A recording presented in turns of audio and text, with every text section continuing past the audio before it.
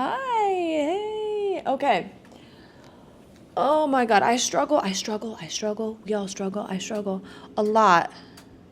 Before we deep dive into my big emotions that I'm clearly having here, I think it might be beneficial to provide you some context. At the end of June this year, I was fired. Like fired. Like they sat me down, Kaylon's, today is your last day. Fired. Well, at least that is what I thought until I started talking with my friends, with my family members in the unemployment office, and it was actually determined, Kaylon, you were not fired, you were actually laid off. And it makes me feel a little bit better because they told me that yesterday was my last day due to low numbers, not due to my performance. So I wasn't fired. I didn't do anything wrong. There was just no work to be done. And I knew this role, this job, this company was not a good fit for me. I could feel it in the entirety of my being, from my mental health to my physical wellness. It was just not a place for me. I'd be like, Kaylin, why are you documenting this? Nobody cares. Or why do you think we care? Or why should we want to watch this? And my only answer to you is that I'm trying to document things that are heavy on my mind, and I'm trying to be authentic with you, and I'm trying to be, I guess, real with the both of us. And so when I was laid off, that first week of newfound freedom felt exhilarating. I had this excitement, this passion, this motivation to participate in my own life again. And that was something that I had not felt for the 6 months of my time at that company. And it was all rainbows and butterflies until it wasn't. Oh, I'm doing my best to not crash out. So I have a hard time, having a hard time. If I'm being real with the both of us, I was in so much emotional and physical distress at that job. So when I was laid off, that big emotional burst of being excited, happy, it was almost manic. And then I crashed, and I crashed hard. So much so where I didn't want to pick up my camera for a month, and I didn't, and I just existed. That was the bare minimum. That's what I could do until I decided that I wanted to participate in my life again. And I didn't think that the act of participating, the act of making choices, the act of doing things would be so hard. And yet I was posed with a lot of hardships. I'm an individual who has really big emotions, which you're gonna see.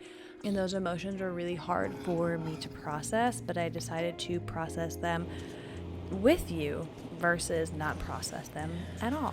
I'm in this really weird space where I do not like the life that I'm living, and I'm also aware that I have the power and the opportunity to change my life and my habits and the things that I want to do and the things that I'm doing.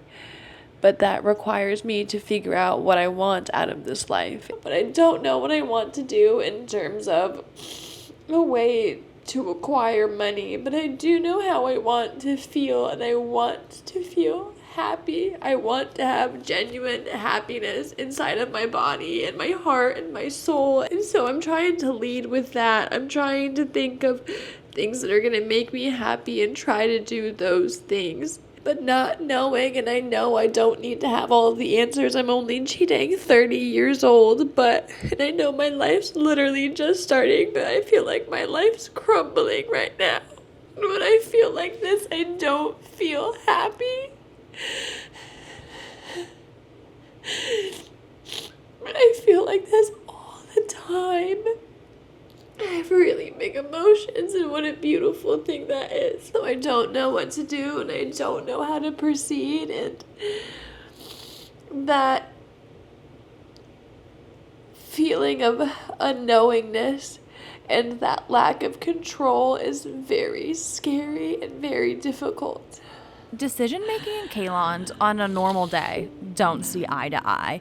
And so if you can only imagine decision-making and Kaylon when she is in her heightened emotional state where she's spiraling, where she is ruminating, they don't get along any better than on a normal day. And on days where I spiral, on days where I ruminate, I lean even heavier into my routine. I think that my routine is keeping me so grounded during this sad Sally day that I'm having, or month, year that I've had, because I don't have to think about it. It is so deeply ingrained into me. It is a system that just naturally happens. I do this, and this because it's just one day I started the routine and just gone crazy ever since.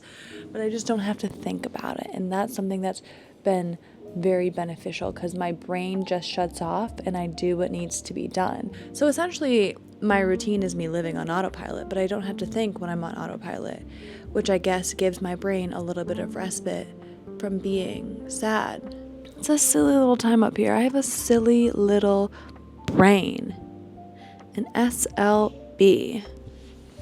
Yes, we do. Over the next few weeks, my silly little brain and I go on a crazy journey. And for me, it's crazy. For you, it might just be mundane, everyday life. But I challenge myself. I challenge myself to show up in spaces. I challenge the rules that my brain makes around anything and everything. I try to actively participate in my life. And I would love if you stuck around for this journey. I have a lot of fun things that I've done. And by fun, I mean I went to Sam's Club and ate pizza, or I went to the mall. Like, it's genuinely nothing crazy, but I would love for you to be there, for you to stick around, because my life is made so much better, so much sweeter, so much more beautiful with your presence in it.